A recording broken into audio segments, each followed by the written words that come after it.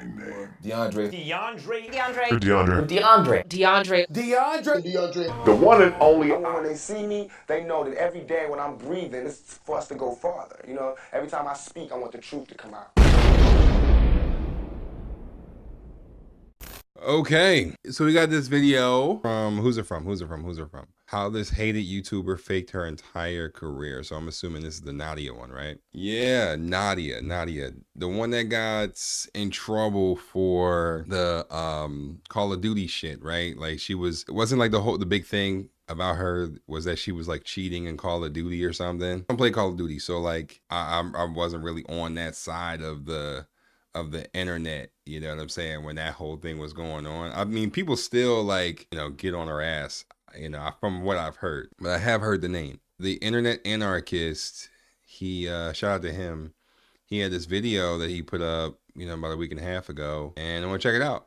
So apparently, this is how this hated YouTuber faked her entire career. That is a hell of a title. So we are going to check it out. We are going to check this out. It's 15 minutes, so buckle your seatbelts. Let's get it popping. And I'm never in the fucking picture. Where am I? Right here. All right, man, let's get it. Followers, cheating in Call of Duty, and creating an OnlyFans page were all part of Nadia's strategy to fake her way into the spotlight. But with Nadia now receiving a 95.3% decrease in monthly viewership, it's evident that her internet career built off lies is finally coming to a well-deserved end. But how does a streamer that was once kept in high regard now find herself plummeting into a pit of controversy and rapidly becoming one of the internet's most hated streamers? Yeah. Has Nadia simply spiraled out of control, or is all of this controversy a calculated marketing move? Hi, I'm the Internet Anarchist. I create weekly YouTube documentaries, and today we'll be diving into the deserved and satisfying downfall of one of the internet's most obnoxious personalities, aka Nadia Amine. Is she Nadia obnoxious started though? her streaming journey. Is she really that obnoxious? I don't really, like I said, I don't know too much about her, so I can't really. I just know like from what I've heard, and then I remember seeing the video that Critical posted of fucking, well, not even really of her. It was really more so of Doug.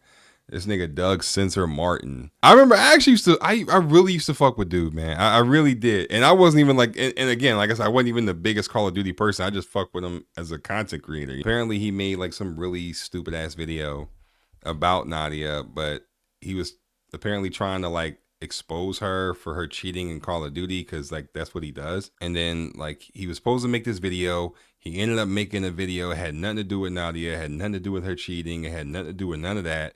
But it was just a video that he wanted to make just to kind of capitalize off of the views. And so, you know, people were kind of ripping him a new ass. Deservedly so. That's his platform, man. That is this platform in a nutshell. People do shit. Make all kind of nutty ass videos, man. And it has nothing to do with anything. So, all right, man.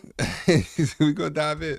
On the 20th of January 2021. With humble beginnings averaging around 12 viewers, Nadia was seemingly driven by her genuine passion for gaming. She would often stream Call of Duty, where she would do a good job of breaking down the stigma surrounding female gamers lacking technical ability. Nadia wasn't just playing, she was excelling, and she was sure to make sure her viewers were aware of it, with videos and streams bragging about her high kill games and bold claims of superiority over popular male streamers. This braggadocious Yeah. Okay, it's coming back. So basically, like she was killing people. I mean, she was really going to town. She was racking up kills like left and right when she would be gaming, like when she would be on stream. I can't even fucking talk. When she would be on stream, she would be racking up kills. But then I think she would go to tournaments and stuff and wouldn't do half as well as she does on stream. So that's where the cheating stuff came from. Apparently, people are still trying to figure out if she's cheating. There's no real evidence to say she isn't. But then again, I mean, video might debunk that. So I don't know. And somewhat out there branding would be a dark foreshadowing for what was to come. But for now, Nadia's dedication was evident, streaming for around 100 hours per month while she gradually built a following. It wasn't just the fact that she was a female that raked in viewers. Nadia was genuinely good at the games she played. She dominated female-only tournaments, set world records, and even claimed a spot in the top 100 for the Phase 1 Challenge in 2022. Nadia was not just a player, she was becoming a phenomenon, reaching milestones like 500,000 followers on TikTok and skyrocketing to... Wait, didn't Banks become the new CEO of of FaZe. I mean, I know there's like 1 million members in FaZe now, so I don't know. You never know. For all I know, I could be in FaZe, you know? They just didn't send me my invitation yet. But I did hear like something about there was like new ownership in FaZe, and like one of the original members actually got control of FaZe again. So I think that was FaZe Banks. So I don't know. But when I saw FaZe, that's what I just thought of that. 100,000 followers on Twitch, Okay. all whilst maintaining an impressive average of 1.5k concurrent viewers. To say That's things dope. are looking great for Nadia would be a gross understatement. However, it would be the same spotlight that illuminated her achievements that also cast shadows of criticism and skepticism on her seemingly innocent rise to internet fame. Accusations of wall hacking, aimbotting, and VPN exploitation began to surface, and would soon have much more of an impact on her career than she could have possibly predicted. Rather than making it a fence to the accusations, Nadia decided to feed into the controversy, using the negativity to propel herself further into the limelight, in turn solidifying her presence in the streaming world. It would also be around this time that the YouTuber Patrick CC would publish a video titled "How Nadia Ruined Her Reputation Forever," where he looked into the ongoing cheating scandal.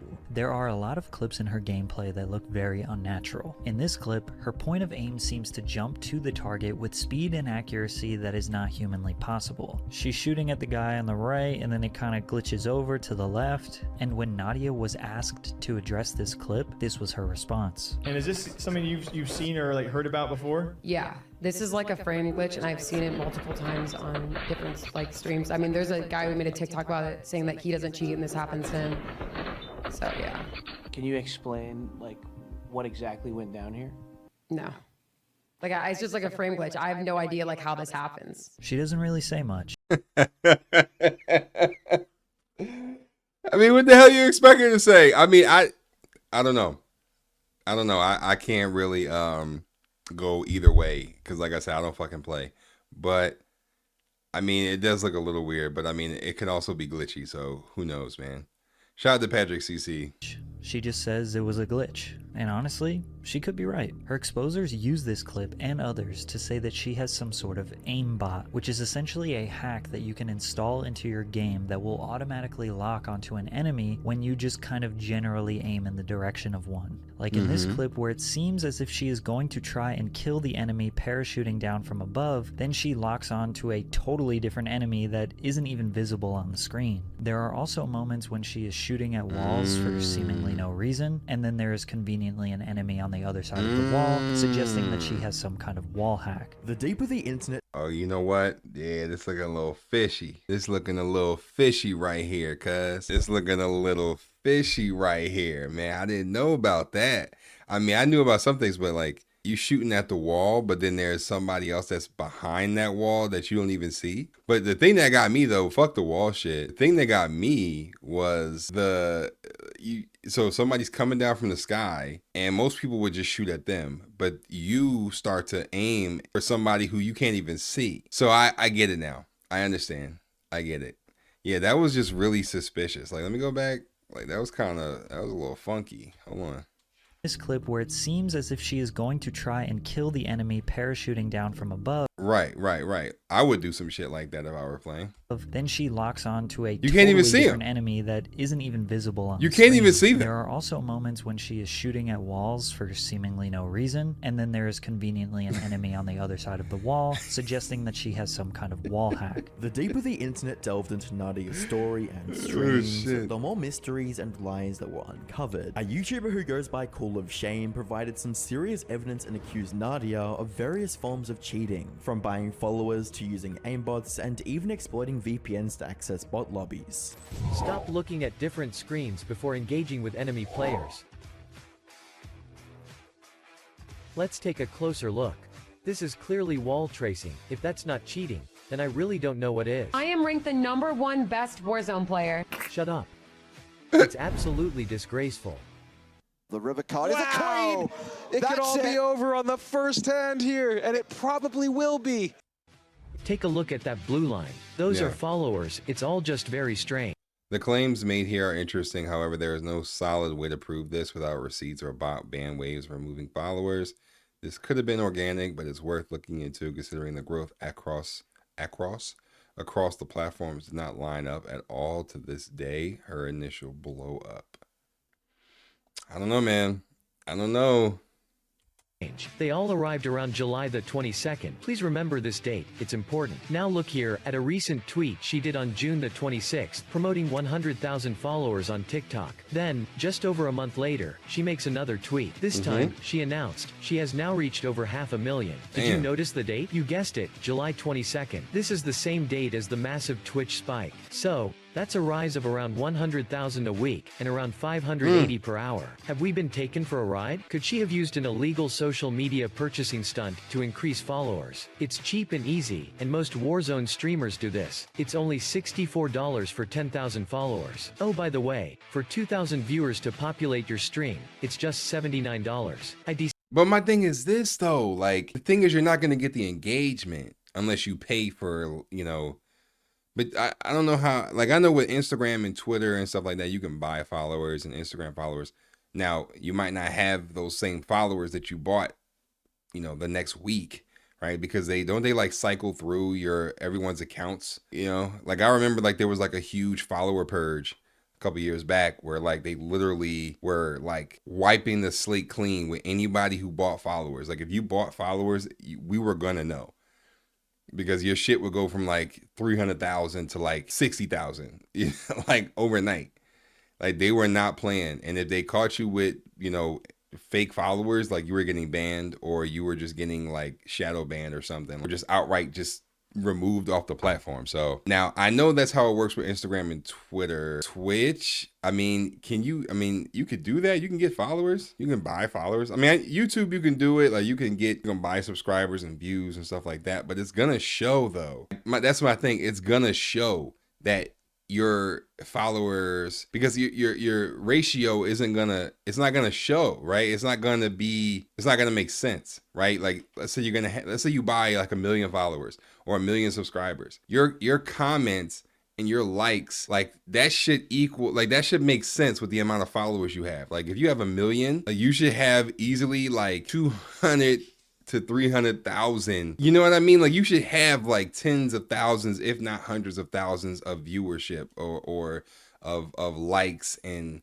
comments. You know what I'm saying? Like, you should have thousands and thousands. Like, if you don't have that interaction, then that's an easy dead giveaway that you bought followers. So I feel like it would be an easy giveaway. My point in bringing it up is that I feel like it would be a huge giveaway, and we would know, like, automatically if you bought Twitch followers, because it would show in the chat, right? Because they're not real people, like, they're just bots. And you would know if a bot is in the chat, because they would just type in, or it would just put in like these random ass messages. Like, it wouldn't even make sense. I mean, I don't know. Decided to research this. There is an option called a drip feed. You can set your total number of fake bots and have them follow you at so many per hour. This is probably why we see huge followers on Twitch, but low views on YouTube. Yeah. People need to actually watch your videos. Yeah, that's what I'm saying, bro. Like, it's gonna show one way or the other. It's gonna show one way or the other if your shit is authentic or not. That's what I'm saying. Like, with me, like, you know, I may not have like 1 million fucking subscribers, but at least like my shit's gonna match. At least my shit's gonna match. Like, my likes and my comments and shit. Not all the time though, right? Like, at the end of the day, it is what it is, right? Like, it's not gonna match all the time, but most times it will. And it should, you know, especially if you're being consistent with your shit. You know, if she's buying shit, I feel like 100% you would be able to tell. And her having all of these hundreds of thousands of followers on Twitch, but them not wanting to see YouTube videos. I mean, some people just like streaming. Like, some people, you know, but like, if you got hundreds of thousands of people on TikTok and Twitch, but you don't have at least 10,000 subscribers, like at least 100,000 subscribers on YouTube, like, that's a little fishy. Shane would go on to create over 52 videos detailing and documenting Nadia's suspicious gameplay. All of this would cast a strong doubt on Nadia's legitimacy as a top-tier player. Was this the end for Nadia now that the gameplay that she built her career on was being labeled as fake? And would it even be possible for her to continue? Well, Nadia seemed to think so. Nadia took to her YouTube channel to deny all the allegations and labeled anyone criticizing her as sexist. She attempted to provide explanations, showcased gameplay with a controller cam, Instagram and did her best to dismantle the cheating accusations piece by piece. But Nadia was ultimately unable to break the layer of skepticism that surrounded her content. So instead, she decided to try and feed off the newfound notoriety to increase her following even more, with her TikTok account going from 100,000 followers to over 500,000 followers in just 2 months. Her strategy seemed to be working. Nadia seemed to believe the saying that any attention is good attention, but for Nadia, this couldn't have been more untrue. Nadia turned the controversy into a fully blown marketing strategy. She would create TikToks baiting people into believing she was cheating, only to try and funnel them over to her Twitch streams and YouTube videos. Whilst this strategy did garner her more attention and followers, it also increased the amount of criticism and hate directed towards her. With each day that went by, it seemed there was new evidence pointing towards Nadia being a cheater, and with the new evidence came mobs of haters that would watch her every move and even reached a point of threatening her life, when one day the haters took it way too far. On the 11th of August 2022, Nadia was live on Twitch when a viewer would make a false police alert. The alert resulted in 8 police officers going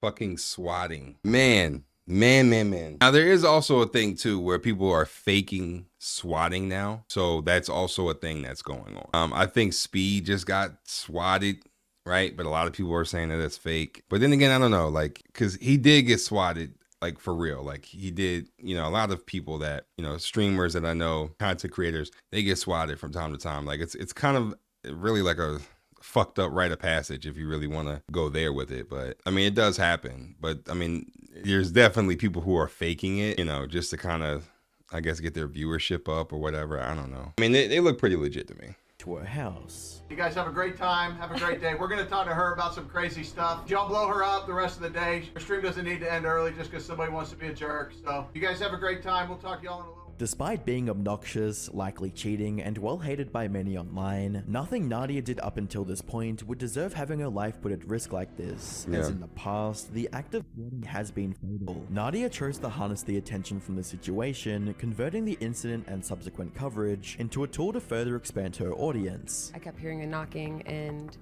I had like these phone calls, so I answered them and they were like, "This is the police, come outside." I honestly didn't think it was real, but I like went outside and there was like 20 cops outside.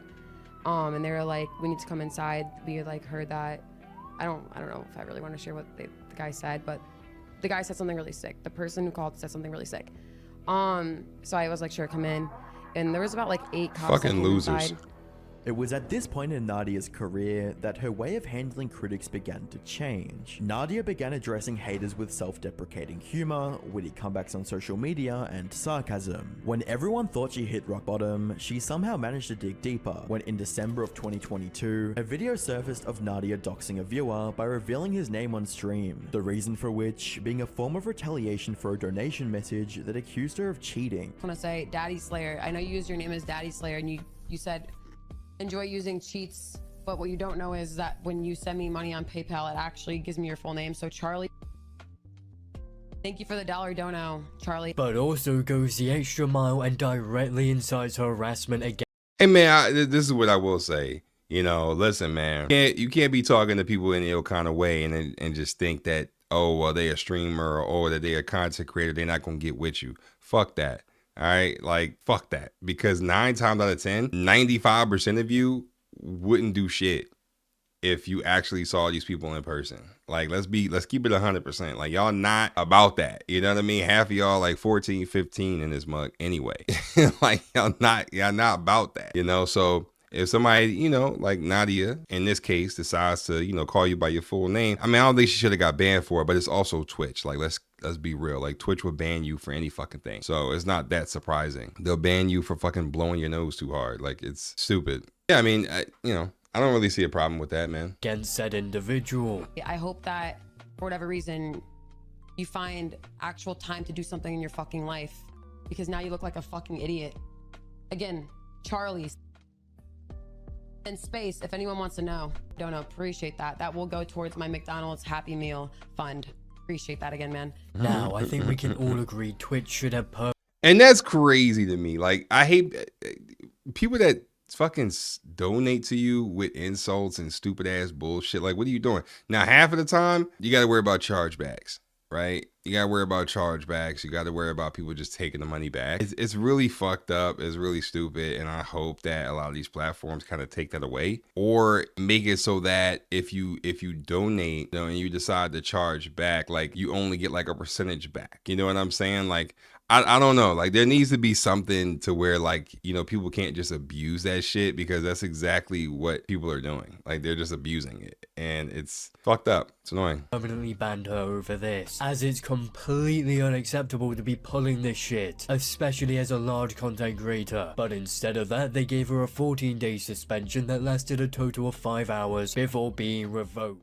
The incident resulted in a 14-day ban on Twitch, which was shockingly taken back after a mere Nice 6 editing. hours. Many saw this as another example of Twitch's known double standards for male and female streamers. It's safe to say that this further ruined Nadia's reputation and goodwill. Despite posting an apology video about the situation, the damage was already done. Nadia's image that was once of a skilled and confident gamer was now stained with a string of damaging allegations, with Optimus posting a video titled "Nadia's apology for doxing is horrible," in which he criticized her recent actions. What I'm saying is, though, is I'm still trying to learn from it. I made a mistake, and I do apologize to Twitch, and I appreciate them for unbanning me, by the way. Thank you very much. And I want to continue this, and I know in continuing this, I'm going to continue getting more hate. So I need to learn how to deal with this, and I'm going to.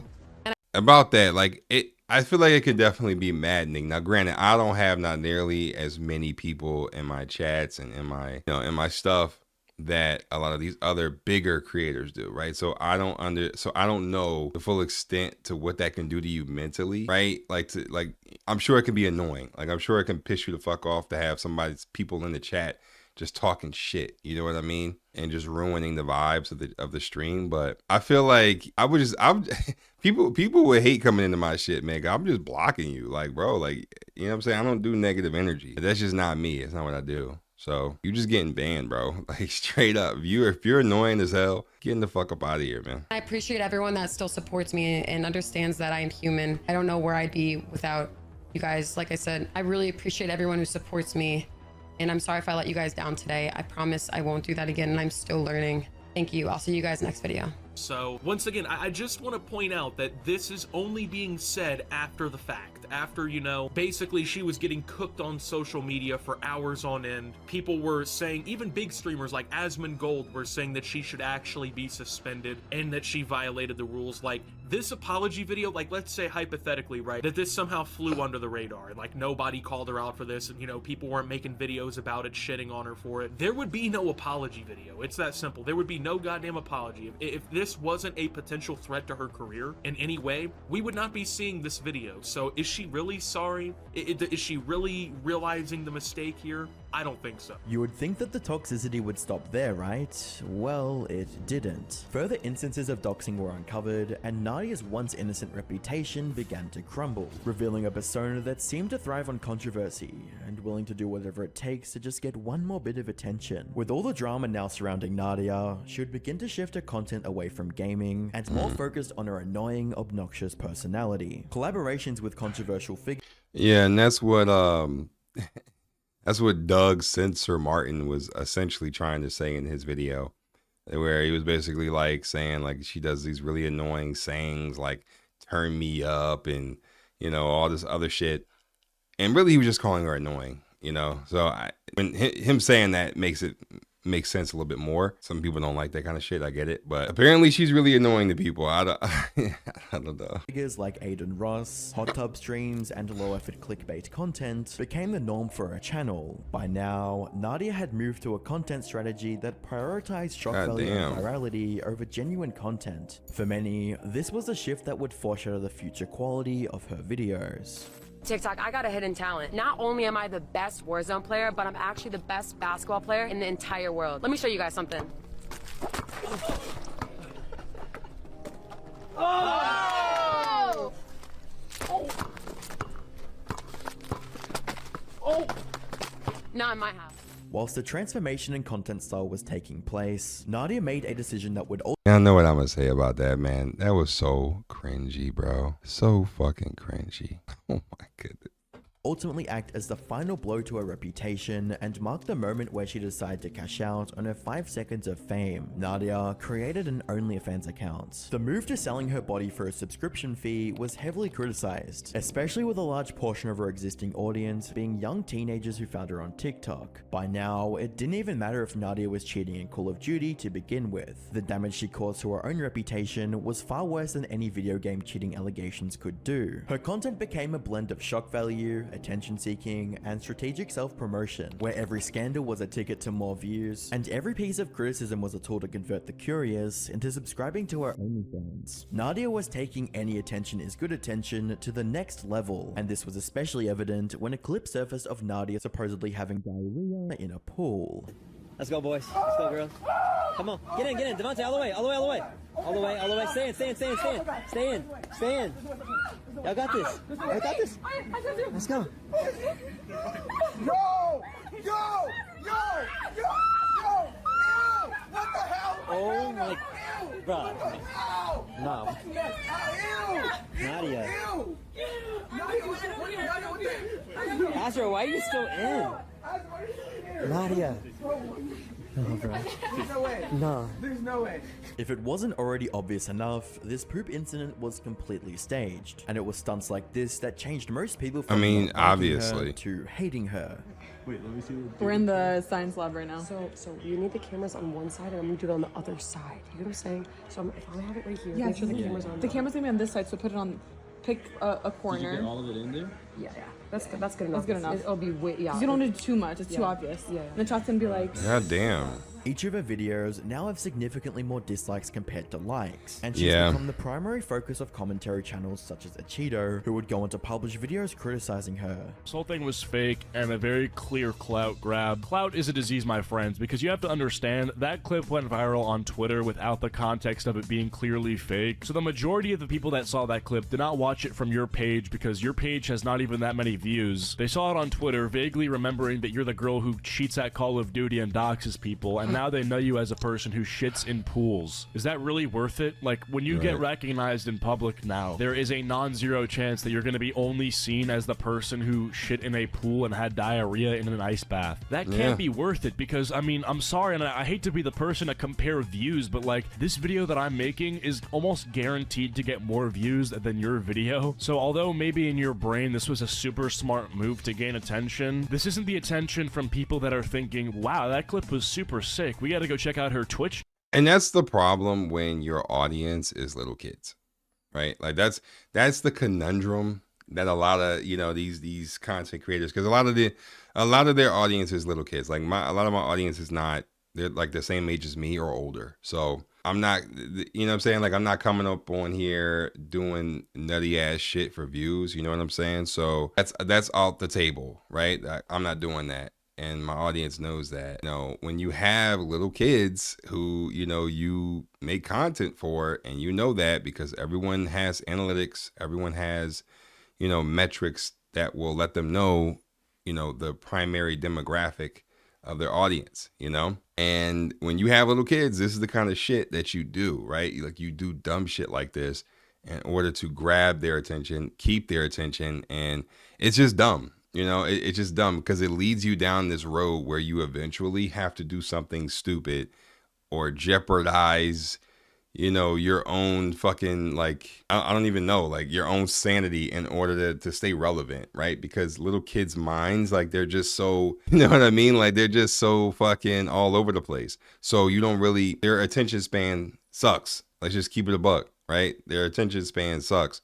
So you have to constantly do stupid stuff to make sure that they're watching you. And it's not worth it. You know, I would rather grow slow and steady and understand, you know, what it took to get to a certain point rather than just completely sell out and do something nutty just for views. You know what I'm saying? Because, like, that's selling out in a way. And, like, I just can't do that. I just can't do it. And there are a lot of content creators that don't, right? You know, but there's a lot of content creators that do. And the ones that do, you can easily tell because they do nutty ass shit like what Nadia was doing. So these are people thinking that clip was rancid and foul. I actually want to do anything but check out her Twitch if this is what I'm going to be getting when I check it out. As a Cheeto said, Nadia was no longer relevant. From amassing 51 million views in January of 2023 to a 95% drop down to 2.4 million views in August. It's more than safe to say that Nadia's 5 seconds of fame is coming to an end, but instead of ending on a high note, she seems to be driving her brand into the ground. If Nadia continues this path of destruction and attention seeking, she will soon be forgotten and ignored by the entire internet community. If you're watching this, you probably also watch Sunny V2. So if you've ever wondered what happened to the subjects of his videos, click the video on screen. Nadia. Crazy. I remember that. I remember the whole Nadia thing, you know, kind of going around the internet when this whole thing was kind of first going crazy a little bit. You know, I didn't really, like I said, pay too much attention, but I do remember the Nadia shit, right, happening. And crazy, man. The shit people do for clout.